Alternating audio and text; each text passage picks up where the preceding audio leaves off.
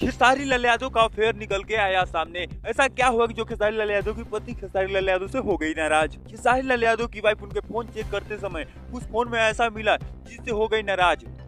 आखिर खेसारी लाल यादव की पत्नी क्या देख ली खेसारी लाल यादव के फोन में जिसके कारण खेसारी लाल यादव पर इतना भड़क गए हैं। इसके साथ उड़ा रहे थे गुलछर्रे खेसारी लाल यादव। आखिर उनकी पत्नी ऐसा क्यों कर रही है? खेसारी लाल यादव को छोड़ने की बात किन किन हीरोइनों के साथ उड़ा रहे थे खेसारी लाल यादव गुलछर्रे? किसके साथ है खेसारी लाल यादव का अफेयर? आखिर खेसारी लाल यादव अपनी वाइफ को क्यों दे रहे हैं धोखा? अब क्या करेगी खेसारी लाल यादव की पत्नी? क्या करेगी खेसारी लाल यादव के साथ? उनका फोन चेक करते समय क्या मिल गया है ऐसा जो कि इतना भड़की हुई है? दोस्तों आप लोग को हम बता दें, खेसारी लाल यादव के एक दिन फोन चेक कर रही थी उनकी वाइफ, और उनकी वाइफ फोन चेक कर रही थी और फोन चेक करते समय कुछ ऐसा मिला उनको जो खेसारी लाल यादव को भड़का दिया। कुछ ऐसा मिला जिससे वो भड़क गईं।